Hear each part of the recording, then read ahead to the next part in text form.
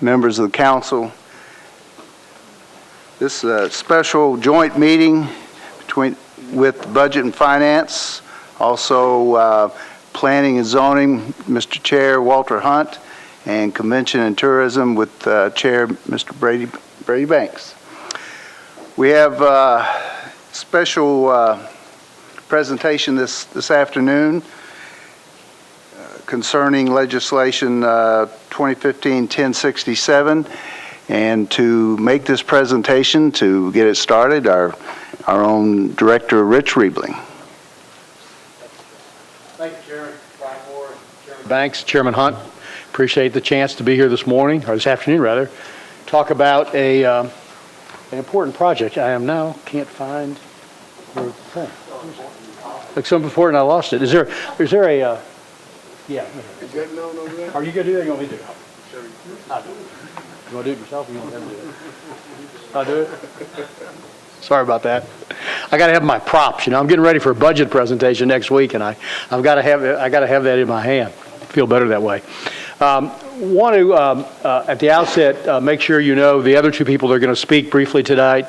Pat Emery, who is the representative of the development team, Spectrum Emery, Oliver McMillan, and of course Henry Hicks, who is President, CEO of the National Museum of African American Music, that are going to talk a little bit about this today. At the outset, I just want to give you a little background on sort of how we got here tonight. This is, I think, really one of the more important projects that the city has dealt with over the last several years. It's the development of really one of a prime piece of real estate which the city has owned for some 30 years. And which has served its purpose as the old convention center site extremely well. A project that was paid for by hotel taxes, no tax dollars, no city tax, direct city tax dollars, property or sales tax has ever gone into this project. And in essence, the city now has an opportunity to take an asset which was paid for with hotel motel taxes and turn it into really one of the most unique developments in the country, if not anywhere. I also say, I come to you, this has been a long process. This is not something that has happened overnight. Probably 2 years ago now, as we looked at this site, we started getting inquiries from various groups, various people that said, hey, we would be interested in, what are you going to do with the old convention center? We'd be interested in doing something at the old center. And because of that, we thought, rather than piecemeal the property, that the area, because of where it's located, warranted a more full-scale development. And so we went through a long RFP process, received 6 proposals, as I recall, from various entities, and ended up selecting the team led by Pat to be the eventual developer, and subsequent to that have spent probably a year or more negotiating with the team to get all of the right elements of the team in place and to present finally a project to the council for consideration, which we think is just an outstanding plan for Nashville's future. If you look at this now, this is again the old site. Again, from our position, it's a non-performing asset. We have no use for it as a convention center today. We're getting no property taxes from this site, really no revenue from the site, and the value of this property is really not being utilized to anywhere near its full potential. And so what we have is the concept today, and then we have the plan and the reality on what could be there. And after much negotiations and again selection of the team, what we have now is a mixed-use development with 205,000 square feet of retail, restaurant, and entertainment. We have 350 apartments, and again another 300,000 square feet of Class A office space. In total, a $400 million development, almost funded funded almost exclusively by private dollars on this critical 6.7-acre site of Nashville. And importantly to many of you, it creates space for the long-wanted and long-needed addition to our city, the National Museum of African American Music. And before I go on with that, Henry, could you just take a minute and sort of give everybody sort of an update on where we stand on that development? Sure. Sure. Good afternoon, everyone, and thank you for having us here. Just briefly, I will share an update with you in terms of where we are with the National Museum of African American Music. First, I will say that as with anything, location is really important, and so this particular location is something that we have found to be not only broadly supported across the community, but also really an asset to us as we continue our development work on this project. We've recently had our economic impact study updated, and we believe that we will have an increase in our previously projected attendance of somewhere between 25% and 50% to more than 200,000 attendees who are willing to pay an admission price to come to the museum. And so we believe that that will make the institution financially sustainable. And so towards that end, we've got our curatorial team hard at work. We've hired a museum director and a curator who are working alongside our architects and our exhibit design team to be ready to go into the space in late 2017, early 2018, or whenever Pat tells me it's okay. In addition to that, we have had, we're making great progress from a fundraising standpoint as well. The specter of including this museum in the site has increased our corporate and institutional interest in the project. Not a day or two goes by when I don't have multiple meetings and when our phone doesn't ring with more interest in having that conversation. And so we're making good progress on that. And in addition to that, we've had really great progress even on the individual fundraising front. We announced something, a giving society just last month called the Barron Society, where we've received more than $1 million in new pledges from African American individuals in the Davidson County area just to support what we're doing. So the museum will tell a story that has never before been told. People ask all the time what exactly is going to be in this museum. And so we're going to really tell the story of American history through our music. And so I like to summarize it sometimes by saying that we will tell the story of slave songs to hip hop and country to classical in this music by looking at our history that way. And so that's why we think it will complete the Music City brand, and we're looking forward and enjoying already working with Pat Emery and Spectrum Emery and Dean Oliver and the Oliver McMillan folks, and so we look forward to continuing forward. Thanks. Yep. Good. And obviously, I should say the Get Out, as you all know, we're leaving a lot of time for questions. We should have at least a half an hour, assuming Mr. Emery doesn't get carried away for questions. He does get excited.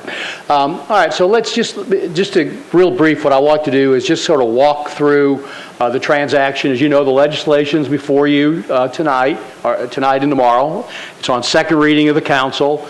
And this slide just sort of lays out sort of the meat of the transaction, which, as you can see, is that we will be paid. The city will receive $5 million at the closing for the land, in return for selling the developers the land. We have proposed and will have language in the budget ordinance this year that will be filed next week that says that should the closing of this property occur in the next fiscal year, that $5 million would be made available to support affordable housing across the city through the Barnes Fund. In addition to that, the developers have a lot of obligations. They're obligated to demolish the existing center at an estimated cost of $7 million. As we talked about with Henry, the developers will have to provide the sort of the building, the shell building, to the African American Museum at an estimated cost of around $11 million. One of the important aspects of this project is that we believe it enhances and keeps the Renaissance Hotel a strong, viable asset in our community. As you all know, the Renaissance has been a strong partner of the city's for 25 or more years through its association with the Convention Center. And one of the aspects of this transaction we think is critical is making sure and doing what we can to ensure the long-term viability of that hotel. Obviously important to the owners of that hotel, but I think equally important to the city and a good faith measure, if nothing else, on our part. And so there'll be some new meeting room space built for the Renaissance, of which the cost of which the developers will contribute about $7 million. And then, in addition to the initial $5 million payment, that beginning in year 6, developers will pay the city, will get $250,000 each year for the next 25 years. And all told, a total of about $36.25 million of cost required that we put in the project, or money which the city receives directly. In addition to this, the developers, we've worked with them, and they will receive some TIF through MDHA of $25 million. And the Convention Center Authority is going to build one of the garages for the development. The developers are required to build their garage for their office, for the office space, their garage for the apartment space, but under the retail space, which would actually be a 2 or 3 level garage below the retail development, the Convention Center Authority will own and finance that garage, almost 800 spaces, cost about $32 million if we keep it at the 2 level. A project which will essentially pay for itself from revenues from the project, but is important for the overall development and to make the overall development piece work. The Convention Center Authority is here. Charles Starks is here tonight, and I think they are pleased to be a part of this development, part of this project, and see this parking as being a sort of additive to its already existing 1,800 space garage it operates, and you'll see in their operating budget they're generating well over $3 million from those parking spaces currently, and think this will be only additive to helping them in their mission to bring more events to the Music City Center. You have received a copy of the economic impact study that was done by the University of Tennessee, Dr. Mark Burton. And I won't go through all the individual numbers, and we'll leave that to you and see if you have questions about that. Matt Wilshire is here can also address any questions about the study. But needless to say, this is a big project and a big development for the city. Just looking at the numbers, $3.2 million in local sales tax just during construction, in addition to all the jobs and wages created during the construction.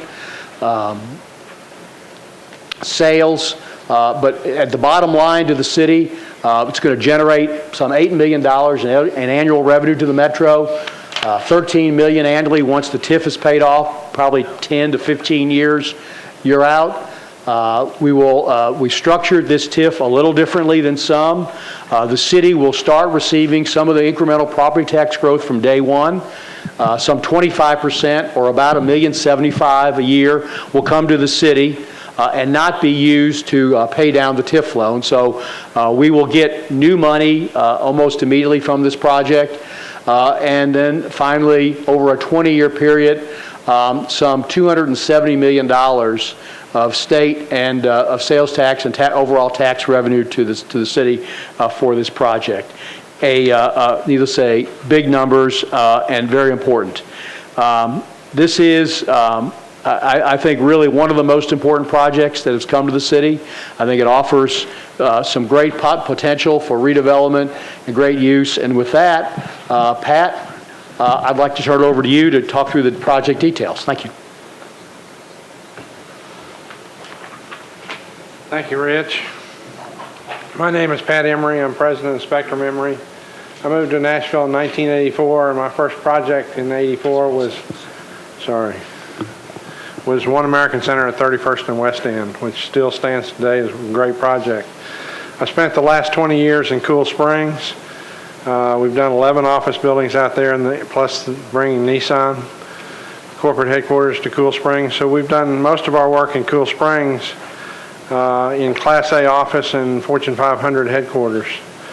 We've now started a new project there called Franklin Park, which incorporates, we took all the surface parking out of that project, put it in garages, and created a 12-acre park out of what would have been surface parking, 3.5 miles of trails, an amphitheater, and a great lawn for the tenants of that building. So we can continue to evolve the projects that we do and do only Class A space.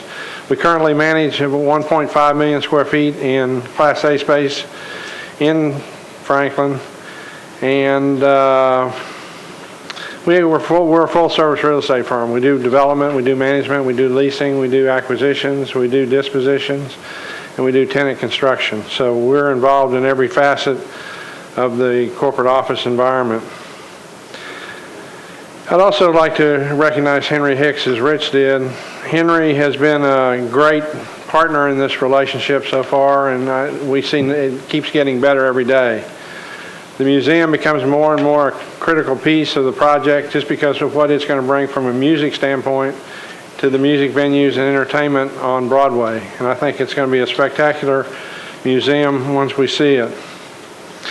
Let me introduce my project partners, which are on the board right now. I've got to start with Dean Oliver. Dean's right here on the end in the white hair and big smile. When we started the project, our financial partner, J.P. Morgan, said, you know, you really ought to look at the retail. The retail is a very important piece to this project and very critical that you do it right. And we had seen a lot of retail concepts. So he gave us Oliver McMillan's name, and we invited them to Nashville to see the opportunity. And the first day, Dean saw that opportunity. He saw what it was and started working on it. And we've become close friends ever since and great partners. Sitting next to him is Eric Buchanan, who is the Senior Managing Director of Oliver McMillan. Now, Eric is the one you see in town every week working on this project and working hard and really gets it done every day. We have Skanska, the U.S. Dennis Georgatos is here with us. He can answer any construction schedules, questions. They've probably got one of the best diversity programs of anybody in the country, and kind of reinforces our 20% commitment to use minority and women-owned businesses in the project. We've got Gresham Smith and Partners, local firm doing the architecture, along with Gensler, LA office. We're really concentrating on the retail portion of the project. Commissioner Gwen Sims, Strategic Diversity Consultants Incorporated, working with Skanska on the diversity programs. Lots of experience. Local firm, Hawkins Partners, working on our landscaping and site. And I guess that's it off the top of my head. That's good. Let me talk a little bit more about Oliver McMillan. They've got 35 years of experience in designing, developing, and marketing, leasing high-profile, transformative mixed-use developments in urban settings. If you've ever gone to the Gas Lamp District in San Diego, you'll see their work. They're the largest developer in San Diego in the Gas Lamp District and really converted that whole area into what it is today. They've designed, developed, and managed more than 8 million square feet of mixed-use projects, total value exceeding $3 billion. They've recently launched the award-winning billion-dollar project in Atlanta called Buckhead Atlanta. And if you ever get a chance to go to Buckhead while you're in Atlanta, see that project because it is spectacular and you can see the difference. They have a New York retailing leasing office, so they're very close to the retailers, which is very important to our retail leasing. They are totally dedicated to making this Nashville project work. I can't go on without saying a big thank you to the Renaissance Hotel, who we've worked with very closely for the last year. Bobby Nandapati's here with Ashford and Renaissance Hotel. We finally came to an agreement that allows us to tear out a portion of their space and replace it with an office building, and then replace those meeting rooms as we construct the project.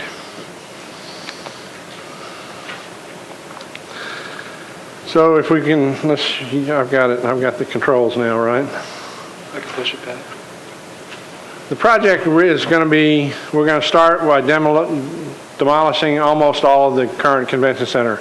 We're going to leave the main ballroom next to the Renaissance, the junior ballroom below it, and meeting rooms below that.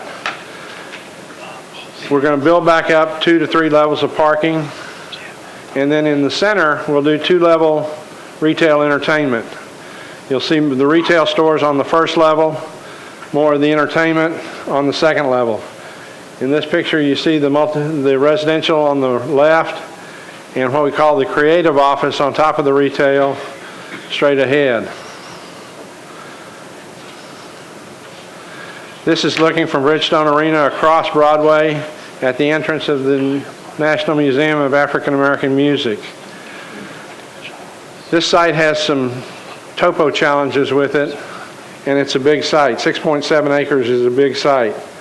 One of the first things Dean recognized was that you couldn't develop the whole site as a site without putting a road through it. So we're building a new road that will connect Broadway to 5th. It's an L-shaped road inside the project that you can see here, just right above the B going into the project and right across from the Ryman coming out of the project. That puts that center piece of parking, retail, entertainment, and creative office right in the middle of the project. It steps back from the Ryman Auditorium with the park and gives some great views of the original entrance to the Ryman that was there before the convention center was built. On the north side, which is the brown building, you'll see parking underneath that residential tower, 350 units, with its own dedicated parking underneath the building podium.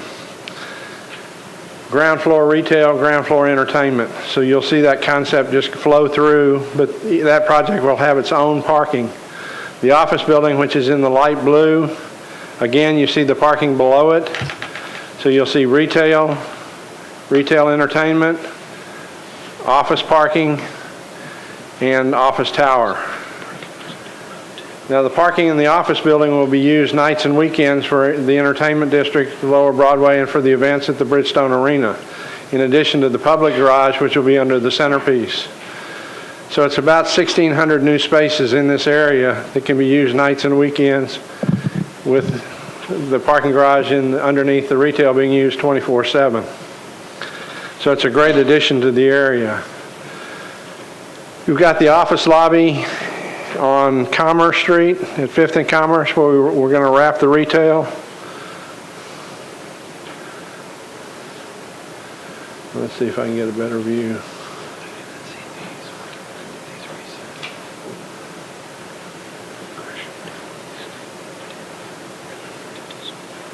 You can see the retail going up 5th. So we're going to take the retail all the way up 5th, wrap it around Commerce, and then have the office building lobby on Commerce. The entrance to the retail will be off Broadway, and the entrance to the residential will be off Broadway.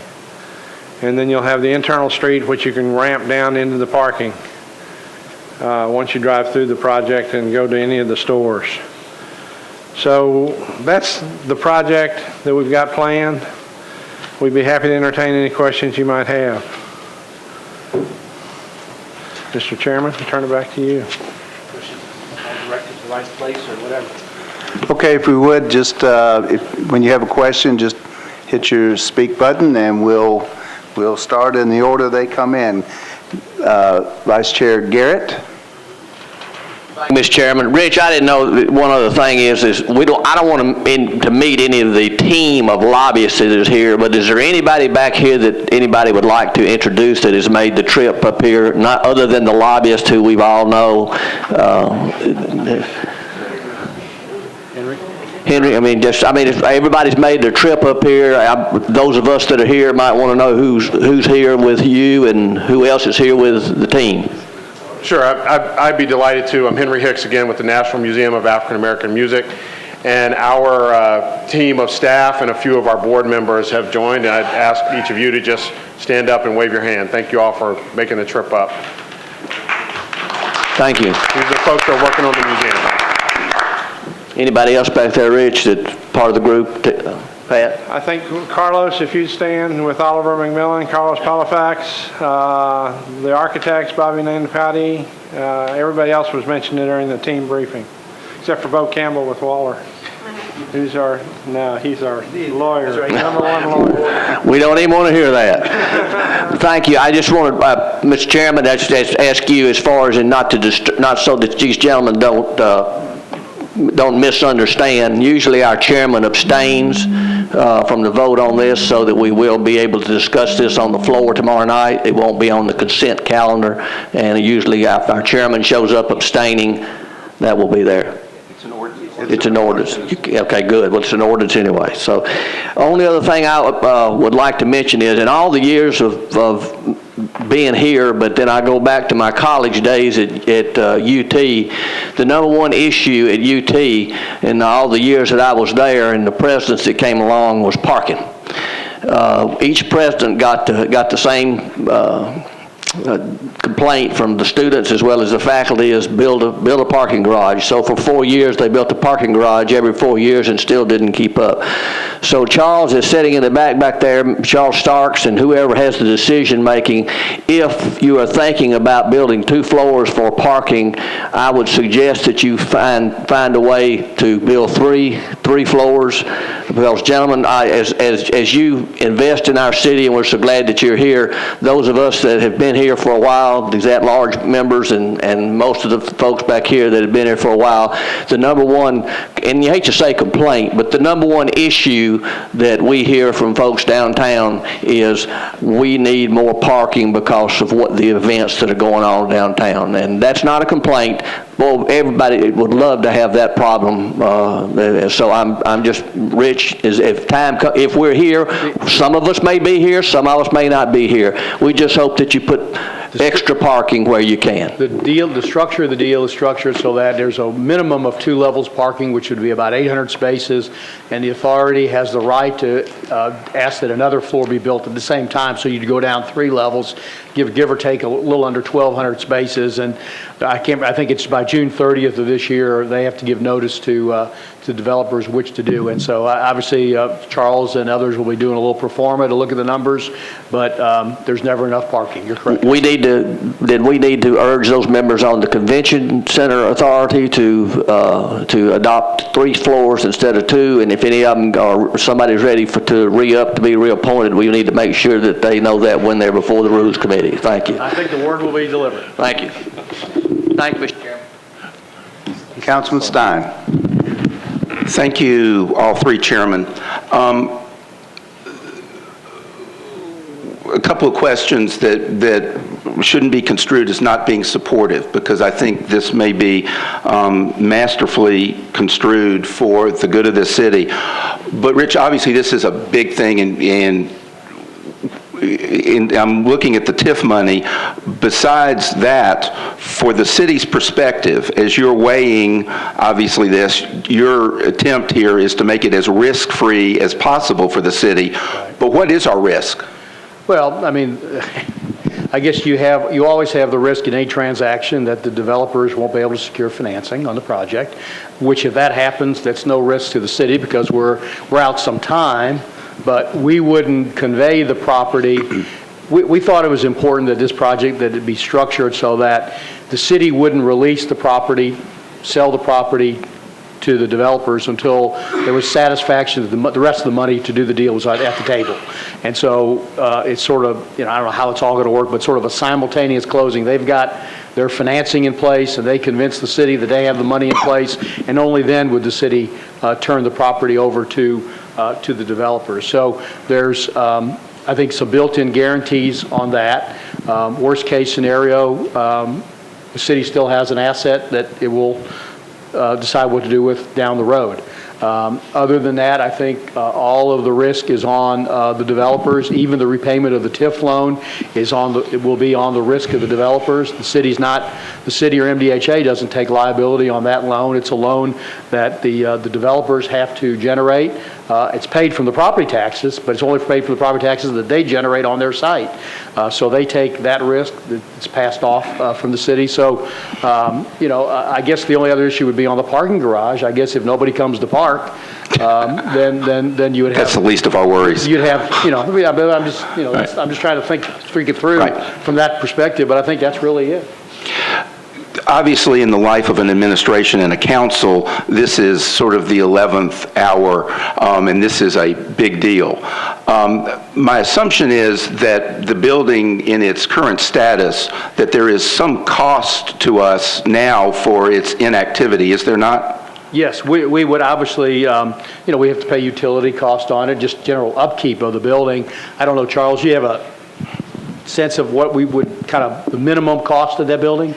It's right at about $1 million this fiscal year, slightly from that, about $800,000 next year. Yeah. So there's an ongoing, you're right, there's an ongoing cost just to have the building. You obviously, don't want to let it deteriorate. It's being used somewhat now, but not obviously to any great level. So there is that piece of it.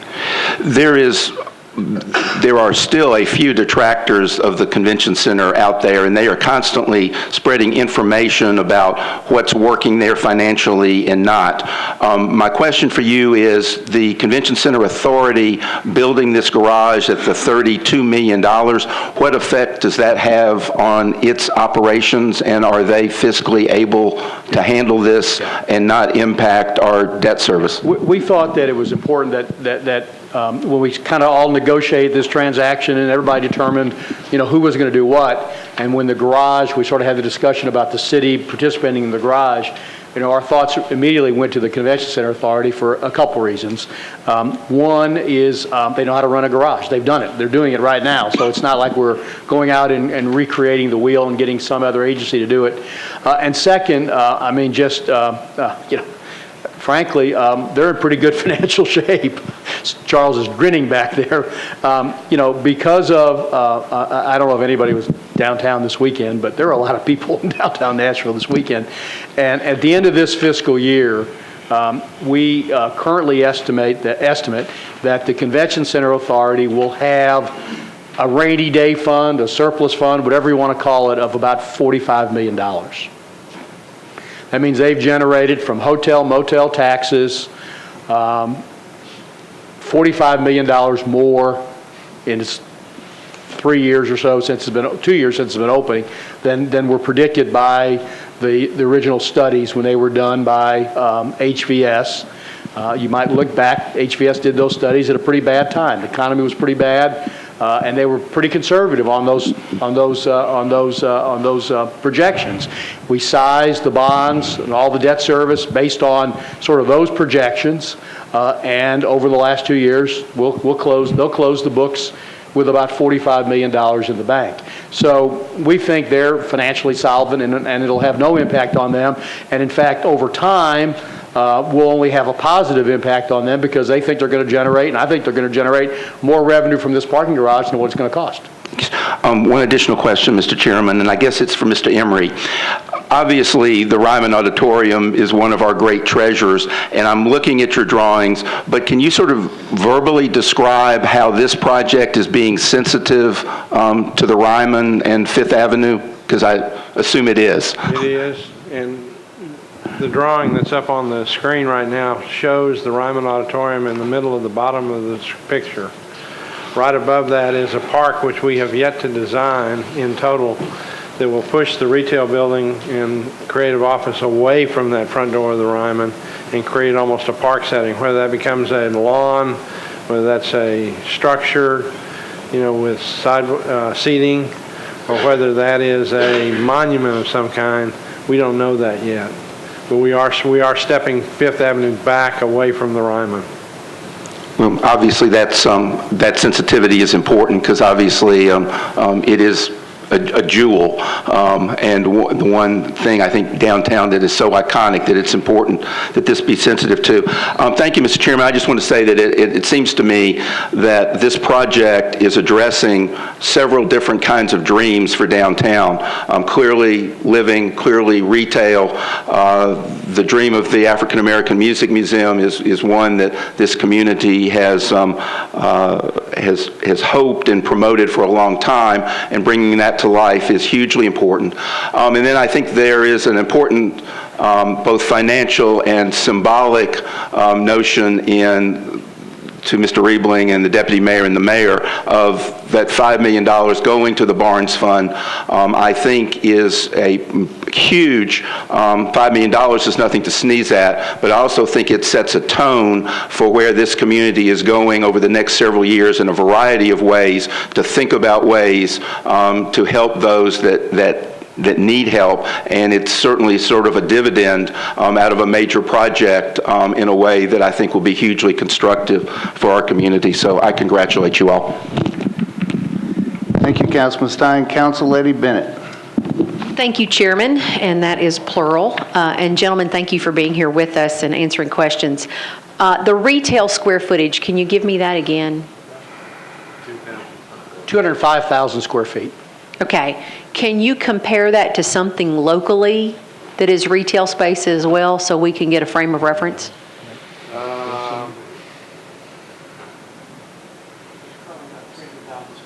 I mean, in all of downtown, there's only about 340,000 square feet of retail right now. Okay, I think Matt had an answer. That was his answer. Oh, was it? That was Okay, his sorry. answer, yeah. Okay, very good. Matt speaks and words come out of my Oh, mouth. that's You didn't know how great. this worked? That's amazing. Yeah, it's just amazing. You're married, aren't you? I'm married. Yeah, there you go. You're good. Been there, done it. My next question is the current structure. Is it on DES's system? The current, yes, it is.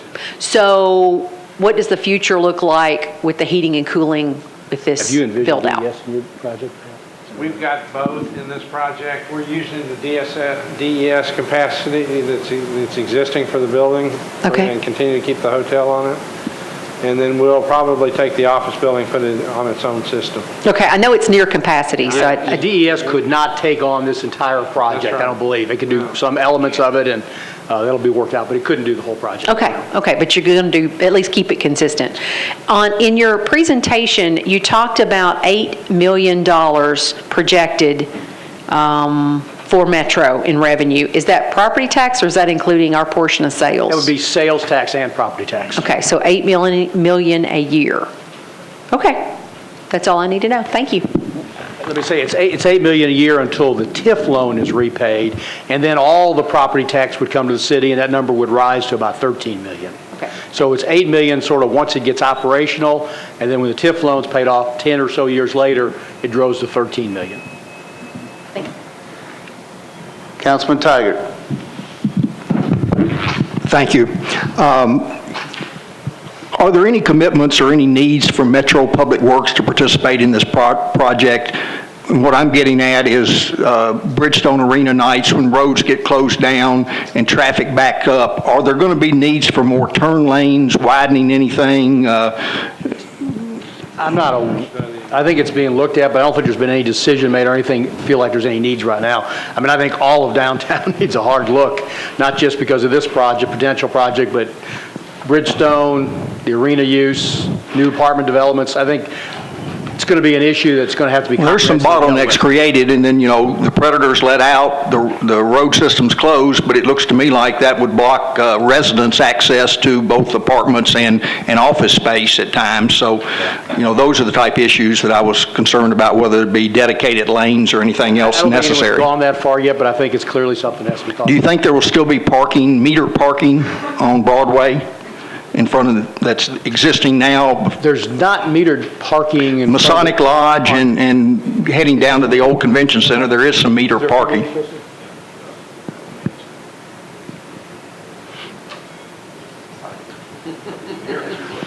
So I think it's a good question, Councilman Tigert, and Anytime I can elicit your response, I feel like I've done my job. Yeah, I'm happy to You try might to. want to wait until you hear the response before you just commit on that. He's exactly right. So the finance director made a really good point. I think it's one thing to look at these in isolation as one project and how that works, but I think sort of short term, we need to start thinking about how all the flow works downtown. There's a lot going on downtown.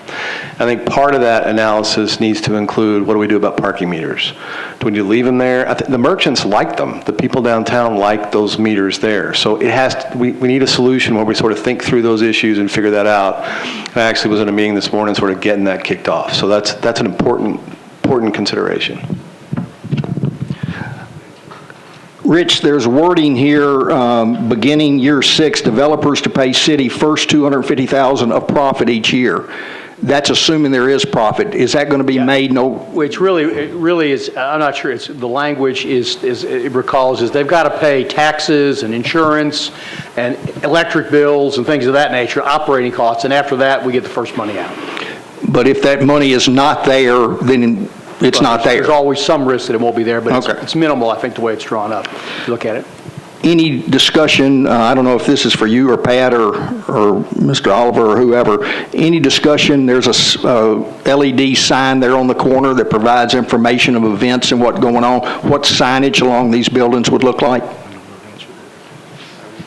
I think that everyone's saying that that's to be determined. No one knows yet, because it's really going to depend on the ultimate uses of which retail goes where and what uses are. So I think that'll be a work in progress, but obviously they're going to have to work within the existing sign laws. Okay. And final question, 2 questions for Pat. What types of retail do you envision there? Well, I'd actually like to pass that to Dean Oliver. Okay. Good afternoon. I'm Dean Oliver. Pleasure to be here with all of you, and I love every time I get to land in Nashville, and I'm so excited about this project. The retail will be soft goods, food, entertainment, a whole variety of uses.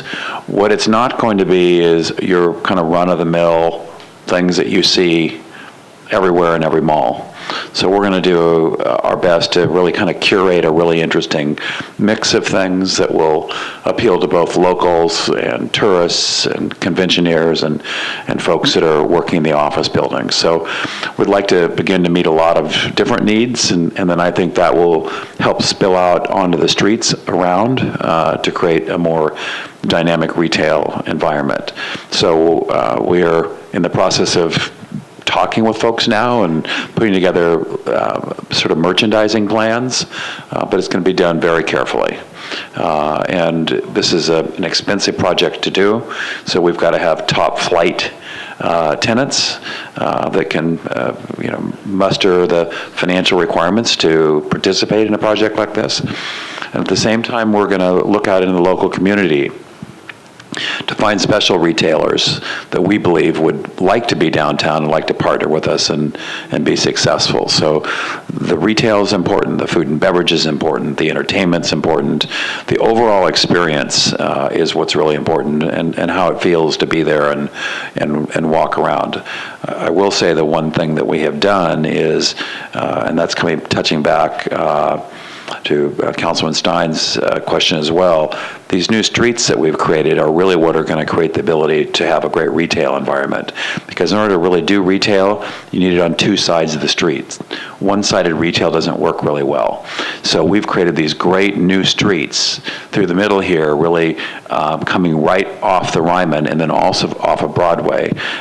So you can really have a Paseo-type full street with 2-sided retail, which makes for exciting opportunities. I can tell you that initially being out in the market, we have a lot of very excited people.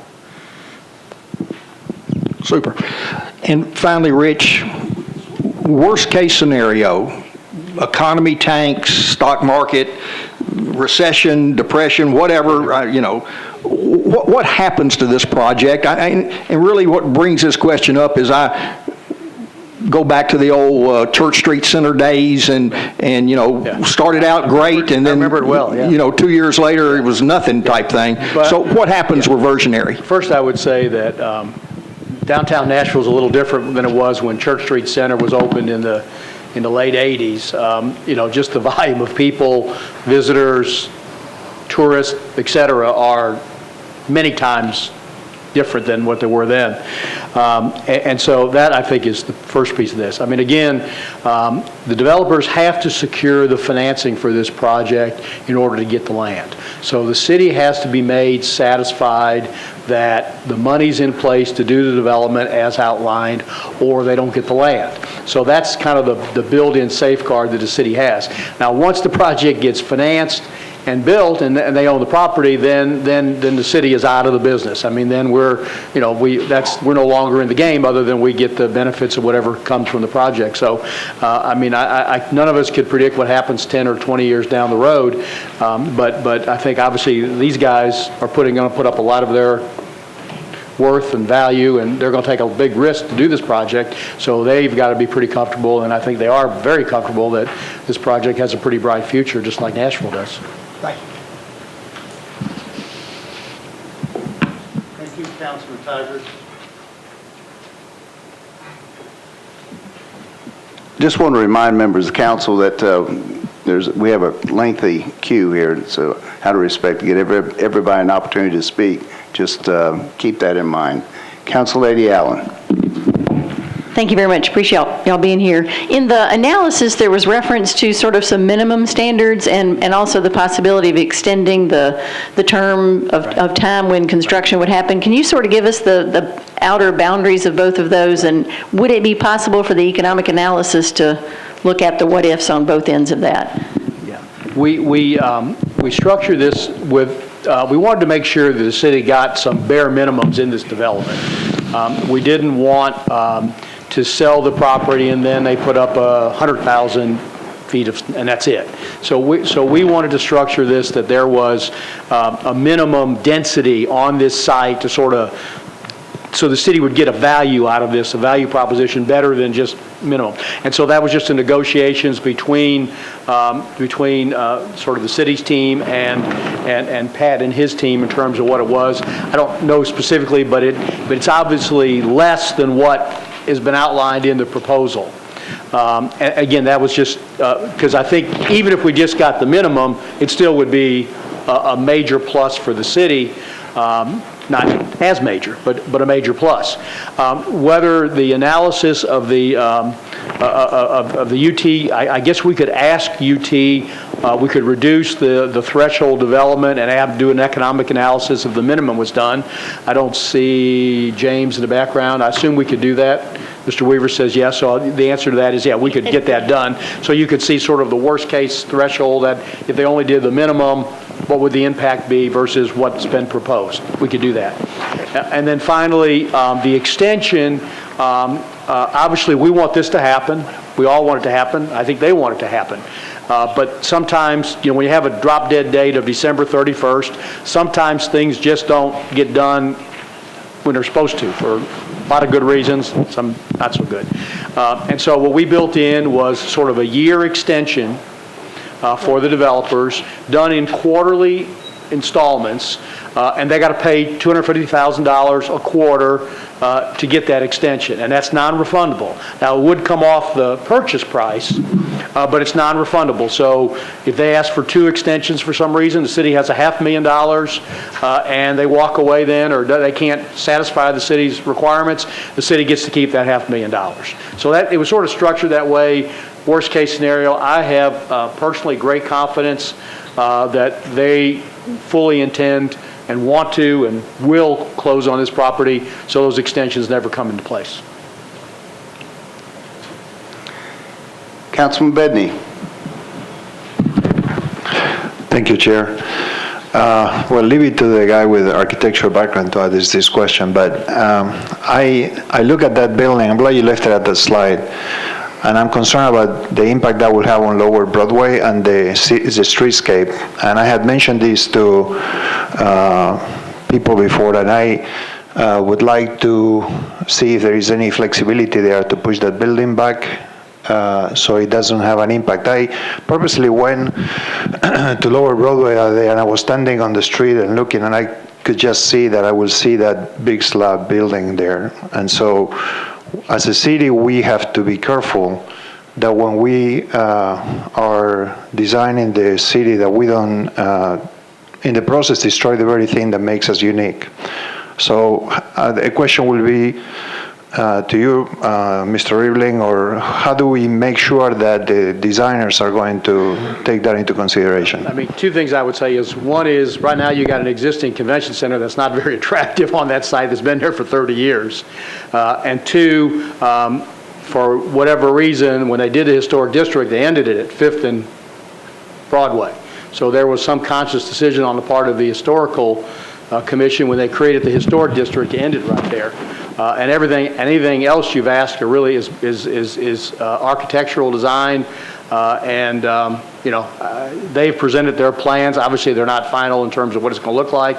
These are concept drawings, and I think everyone will take into consideration a lot of the requests. I mean, I think the major issue that they dealt with, and I will speak for them, is the Ryman, is to try to make sure that the Ryman is sort of enhanced in appearance rather than detracted from where it is today. And I think they've taken that into consideration.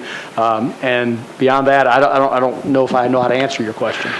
Well, when we talk about streetscape, we are not talking about pretty. We're talking about a scale, the way the street is perceived as you are navigating it. So would like to reiterate, if you could put the slide before again, and you can see how the building really is so close to the street. So I'm not sure how far along you are on your construction documents, and if there is any opportunity there to either make that building reflective, so it doesn't really maybe make it some kind of a mirror material where you don't perceive it as such a, unfortunately for you, that's very dark, so it makes it look worse than what it is. So what's your feedback on that? We've got pretty good setbacks, and we've taken the buildings to set them off Broadway. We've tried to mirror what was going on at Bridgestone. So, but for the purposes of what we're doing right now, these are just massing drawings. So we'll get into the architectural drawings, and we really appreciate the comment, and we'll look at that seriously. Thank you. You think you'll have something before third reading, or is there any way you would? No? Okay. Thank you. Councilman Claiborne. Thank you, Mr. Chair, and thank all of you for being here. I have two questions. One has to do with the museum. The developer is going to put $11 million into the shell of the building, as I understand it. So from the museum standpoint, what's the total of their cost to actually move into the shell, and where are they in the process of reaching that goal? I would remind, before Henry, you want to come up and answer, I would remind, before Henry answers, that the museum has an additional $8 million plus dollars that the city has set aside from prior commitment to that. So that is a piece of the puzzle. And then Henry, you want to? Sure. So I will add that in addition to the cost of the structure, it's going to cost us about another $30 million ballpark. And we've got about 20 million of that that is committed, and new conversations and commitments occurring every day. So we're very confident that, as I mentioned earlier, we're going to be ready to move in as soon as the space is available. Okay. I know you're optimistic. Mr. Riebling made the point a minute ago that until the city is satisfied that the developer can deliver, that they don't get the property. So until the developer is satisfied that you can move in, is the museum a reality, or is there a contingency there? Well, the space is going to be built by the developers, and then the museum needs to come up with the rest of their money to make it work. I mean, one of the problems that Henry has had, and you can understand, is that they've not had a location. Right. So while the location was in flux, it's pretty hard to go and ask people to raise money, to give money for a dream. But I think that subject to council approval on this, we have a space, we got a location, it's in the middle of a major new development for the city. I think the job becomes vastly easier and becomes something that is doable at that point in time. But at the end of the day, if you get to the end of the day and you have space there, and if they don't have they either have to reduce the scale of their project, or they, worst case scenario, and I hate to even say this, I'm gonna get hit by Henry or something. But I mean, worst case scenario is the developers would have some space that they would use for other purposes if that ever came to that. I mean, I don't want to. I understand. I'm not predicting that. Right. But I'm not in asking the question. I'm not predicting that. I'm just asking. That would be the case if they couldn't fulfill their part of the obligation. Then that space at some point in time would have to be used for some other purpose. Right, okay. And the other question has to do with the TIF.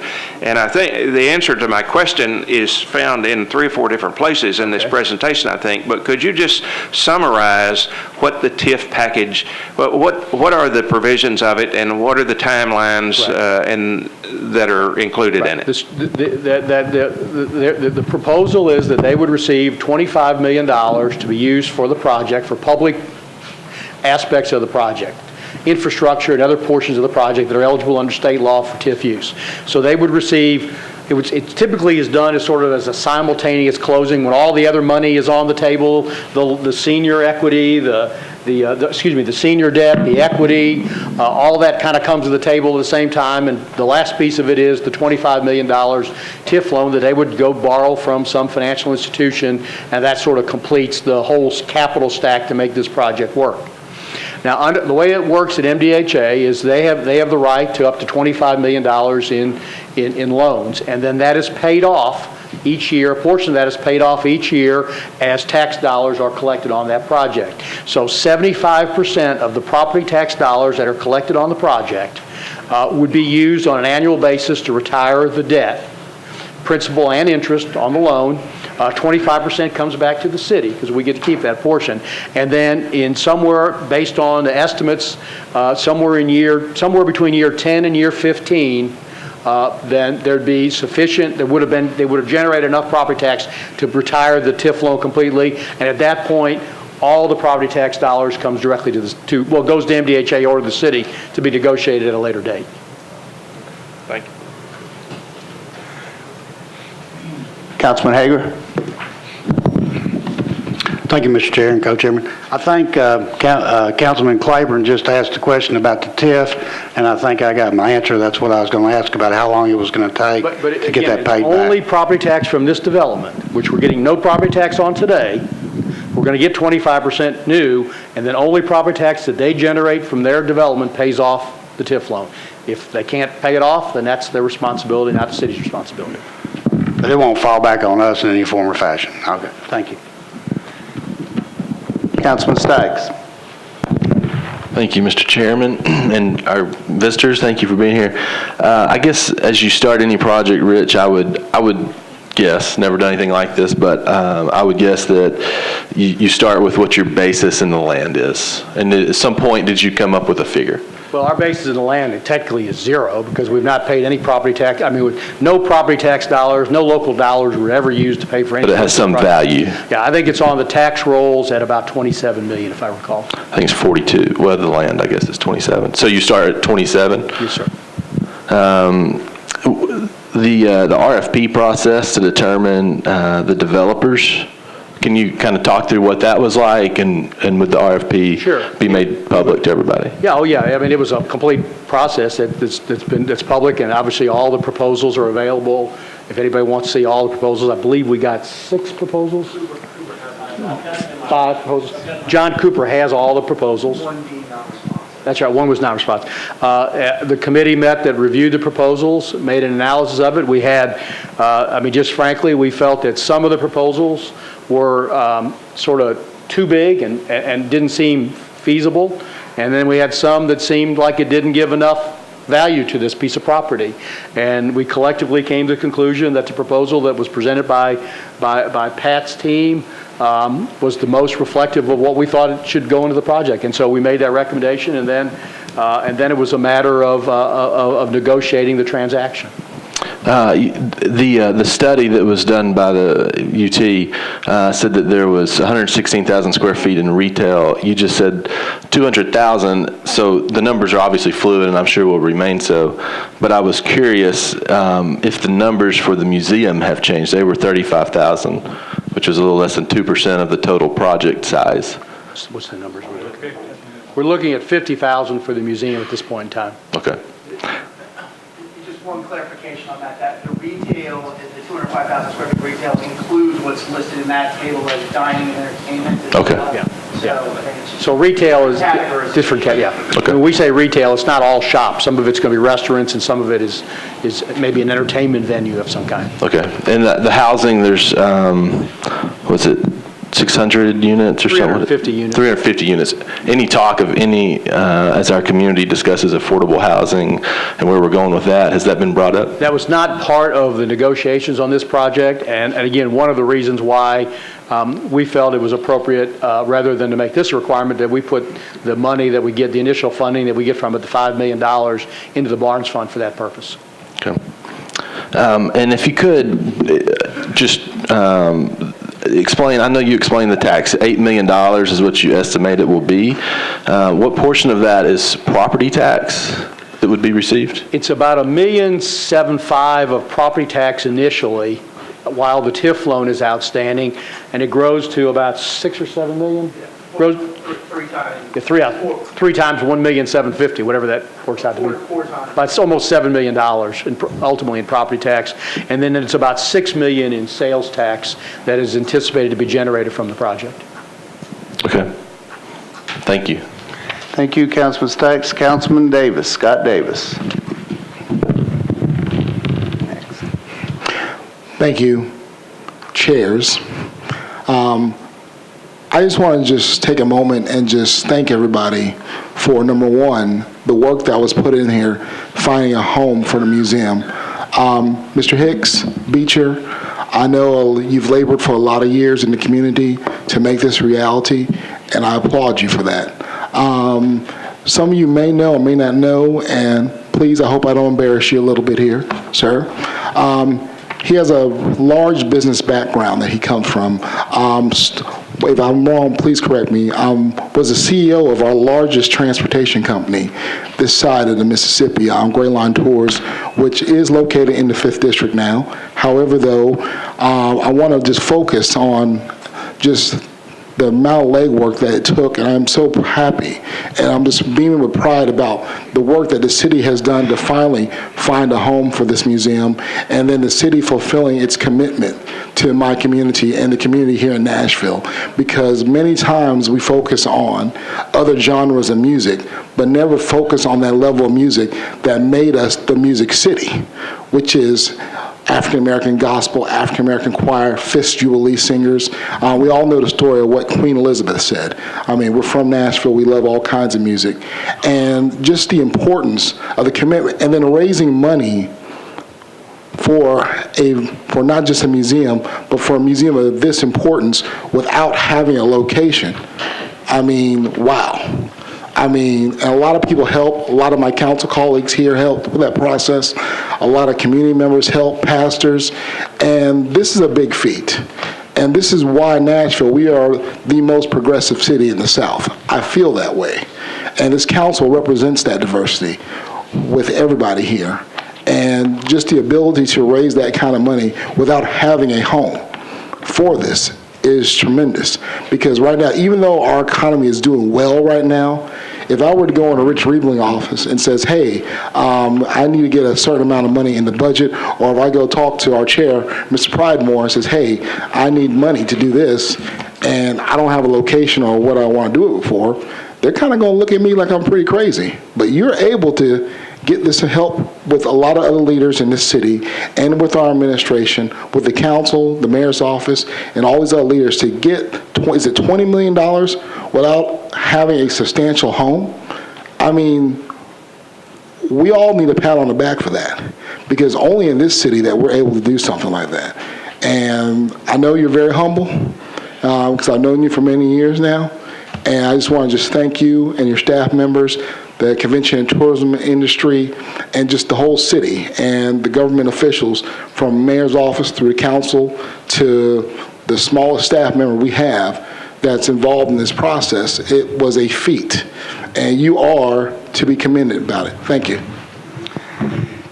Thank you, Councilman Davis. Council Lady Langster. Thank you. Save the best for last. It's good to see you again, Mr. Pat Emery, but I wanted to ask, could you talk a little bit about the African Museum, Music Museum, where it's going to be located in connection with where the living space is going to be, because we don't want the noise ordinance to come up at the tail end after everything is built. So could you describe the location of where, off the top of the head, you think it might be? Thank you.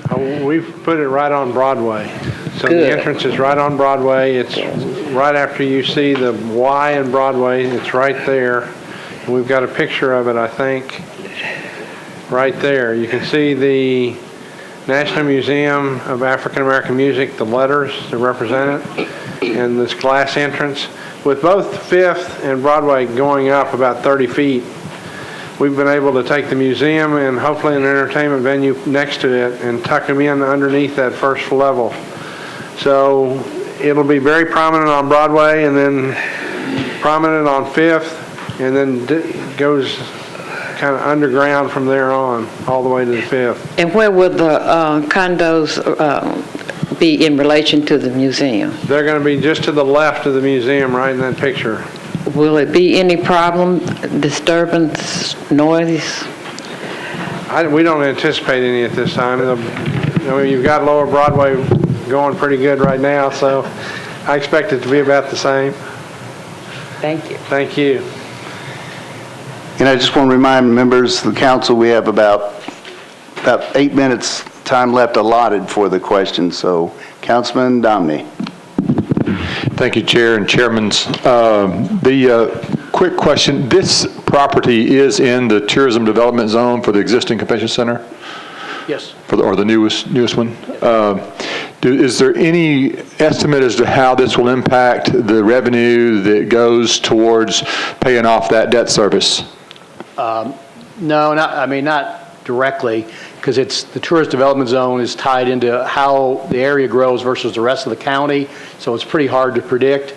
I think it's safe to say that we think it will have nothing but a positive impact on the tourism, on the revenues that are generated for to pay the debt service on the hotel, on the convention center, but we don't have any way to specifically calculate that. There's no way to estimate that? I don't think so, but I guess I hadn't thought it. Let me think on that a little bit, see if there's a way to do that. Might be good to have, just so we know what it's going to do. I think one thing I would say, and Mr. Starks may want to, if he wants to add anything to this, is that I think one of the major missing pieces as we attract conventions in town, that one of the things that Charles is hearing from meeting planners is sort of the lack of retail options within walking distance of the center, and we think this is going to be a great additive for the overall convention center going forward.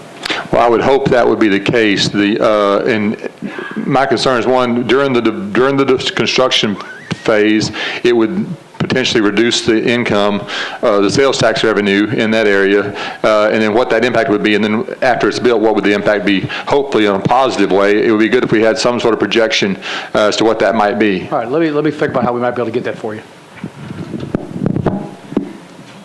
Councilman Holloman. Thank you, Mr. Chairman and other chairmen. Rich, you and I have talked about this some, and if I just sort of have, I guess, 3 quick questions. I think we all agree that if this was a straight cash sale, it wouldn't be $5 million. Right. And the reason that we're going this route, at least I see, is sort of threefold. One, we're creating an opportunity for the African American Museum. 2, we're going to get this road network, which I heard the gentleman from Oliver McMillan, and I agree, having two-sided retail is certainly a lot better scenario. It's probably also a better scenario around Bridgestone for connectivity and just generally downtown to try to connect commerce and Broadway a little bit better.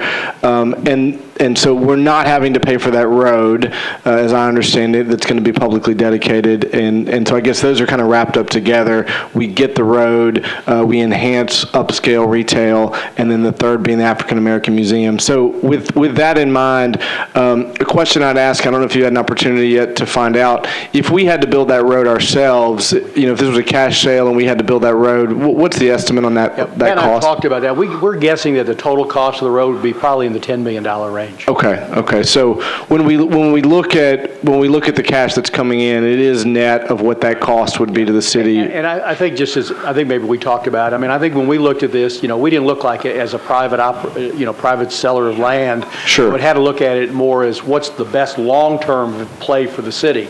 We could take cash up front, or we could take a long-term play with maximizing the development potential, and we think that's the best interest of the city. Obviously, if I was, private citizen selling land, I want as much as I can today, but I don't think that's Short-term versus long-term, right? No, I understand. I'm not saying that to question. I'm just saying that to sort of. Give me an opportunity to say that. No, right. To say it Take earlier. it. I appreciate that. But two final points related to that, and I think I know the answer, but I think it would be good for us to say this out in the public dialogue. Why did you decide to do this as an outright cash sale as opposed to a long-term land lease? Because it is nice to have the availability of land down the road. And we could maybe Pat, who's done a lot of these deals, would speak might amplify. But when you're looking at a $400 million, there give or take, private development that has to be financed with lenders, they do not look kindly towards long-term leases. Their high preference is ownership, fee simple in the property, because if anything ever goes wrong, they want to control every aspect of it. So I think when we start talking about the size of this project and the magnitude of it, the discussion quickly turned that we really need to have fee ownership of this property, and that a lease really doesn't work for our financing purposes. Okay. Say well? Okay. Okay. And then my final question, which really came up in the discussion about the African American Museum, it sounds like that we are well on our way to the fundraising goal, and that we're about $10 million short, and I understand that certainly having an identified location helps with that fundraising effort. But I guess I wasn't aware that if it wasn't successful, then it would just be folded into the retail, because I think getting that for the city is one of the other benefits of this. So what is the timetable that's been given for them to meet that fundraising goal before it would move to retail? Is that spelled out in the agreement? I think it's you two to go. I don't think that's been discussed by the parties. I just look at them, girls shaking their head. I don't think that's really been discussed. Okay. I think everybody's working under the strong assumption that it's all going to happen. Okay. And I think, between what they've raised now, I don't want to speak for them, but maybe it gets opened in phases. Maybe they don't if they can't raise the full 30 million, maybe they, which again, there's ways to make this work. So there is going to be a presence there from day. So you don't feel like there's a lot of likelihood that that's actually going to be lost to retail? I don't think so at all. Okay. I don't think so at all. Okay. Thank you. Council Lady Dow. Thank you. I just had two quick questions. In this redevelopment zone where we're doing this TIF, what's the amount, like the total amount available once we do this? I don't know the answer to that, but I'll find out for you before tomorrow night.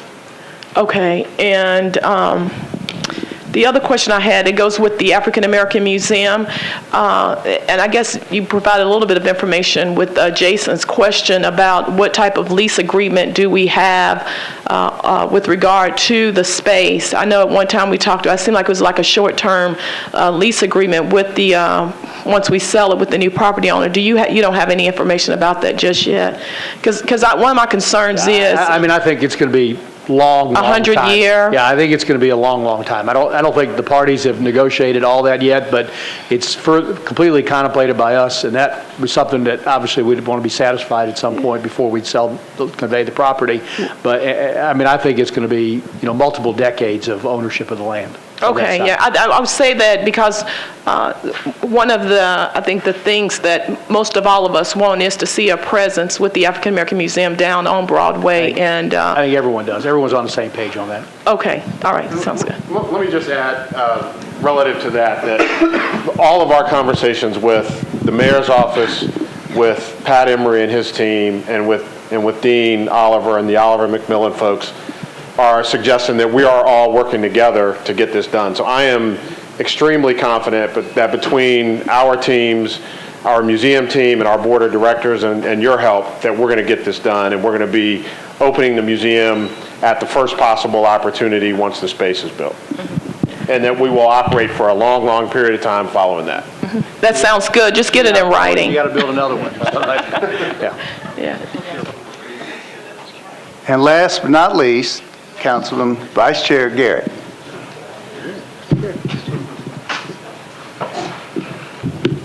Mr. Chairman, I was talking to Councilman Tiger, and we was understanding that the public wants retail, and we were talking about, we understand there's not Michigan Avenue, but they want retail. But since we have everybody here, and it does, and Matt, while you're here, the other item that we hear downtown more than anything else is grocery store. So I just thought I'd throw that out. And while you're all here and we're all at the end of our terms, grocery store is still the number one thing besides parking that we hear about downtown. And I think there's several developments looking at that right now. If you let some council members know about that and help as time goes along, that might be as much fun to go out of the council with as this in the ballpark. Thank you.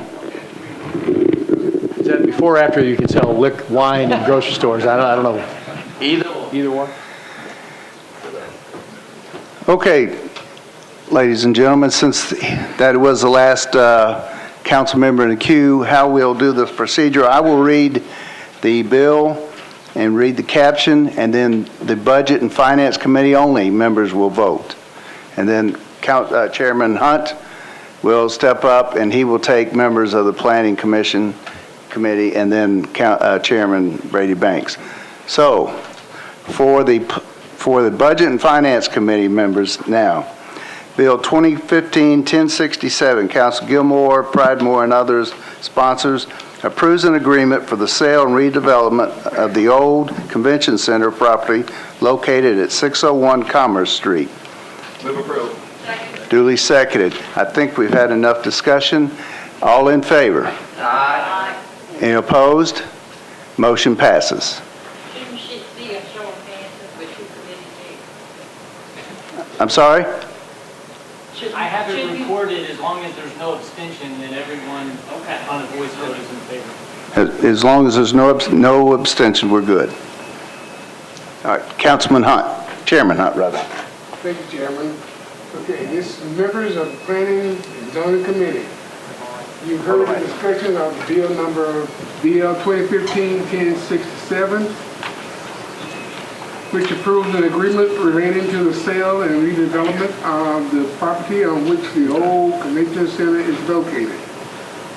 Is there a motion? Second?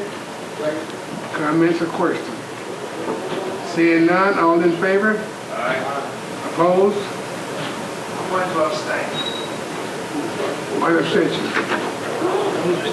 1067 is approved, with one exception. All right, thank you, Chairman Hunt. Council members on the Convention and Tourism Committee, we have something before us, if you haven't paid attention. It's BL 2015-1067. It approves an agreement for the sale and redevelopment of the old Convention Center property located at 601 Commerce Street. May I entertain a motion? All right. Got a proper motion and second. All those in favor, please say aye. All those opposed? Thank you.